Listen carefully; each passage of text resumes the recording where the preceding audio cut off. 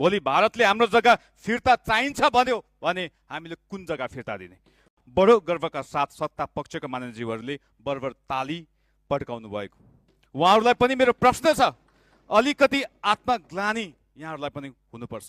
सर्वोच्च संसदको रोस्टरमा उभिएर उहाँले बोलेको विषयमा हाम्रो नोट अफ डिसेन्ट छ, सँगै हाम्रो माग पनि छ। फेरि उहाँ यही सर्वोच्च सम्पन्न संसदको रोस्टममा उभिनुपर्छ। नेपालले कहाँ कहाँ भारतको जग्गा मिच्यो, एक एक इन्चको हिसाब हामीलाई दिनुपर्छ। सभामुख महोदय, हामीलाई हिसाब चाहिन्छ। यो राष्ट्रिय स्वाभिमानको विषय, राष्ट्रिय सुरक्षाको विषय हो। भोलि भारतले हाम्रो जग्गा फिर्ता चाहिन्छ भन्यो भने हामीले कुन जग्गा फिर्ता दिने?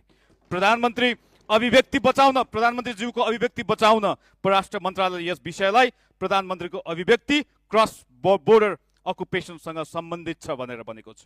जमिन मिचेको विषय कसरी क्रस बोर्डर अकुपेसन हुन्छ, परराष्ट्र मन्त्रीज्यूलाई त्यति सामान्य ज्ञान त हुनुपर्ने हो।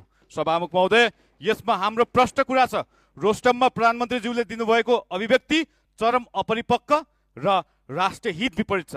यसले भारतसँग हामीले सीमा विवादको विषयमा तथ्य प्रमाण सहित हाम्रो भन्दै आएको दाबीलाई पनि कमजोर बनाउँछ। नेपाल पनि सीमा अतिक्रमणकारी हो भन्ने भाष्य विश्वमा स्थापित गरेको छ।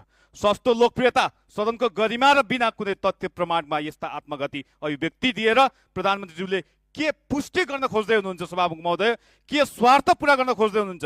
यसको जवाफ हामीलाई सम्माननीय प्रधानमन्त्रीज्यूले रोस्टमबाट दिनुपर्छ, अनि मात्र सदनमा हामी सहकार्य गर्न सक्छौँ। हाम्रो राष्ट्रियतामाथि कार्यकारी प्रमुखले बोलेको दावा करेक्सन नभएसम्म हामी सभामुख ज्यू मार्फत भन्न चाहन्छौँ, हामी अगाडि समन्वय गर्न सक्दैनौँ। त्यसैले सम्माननीय सभामुख मार्फत रुलिङ होस्। सभामुख महोदय, प्रधानमन्त्री ज्यूको अभिव्यक्ति इतिहास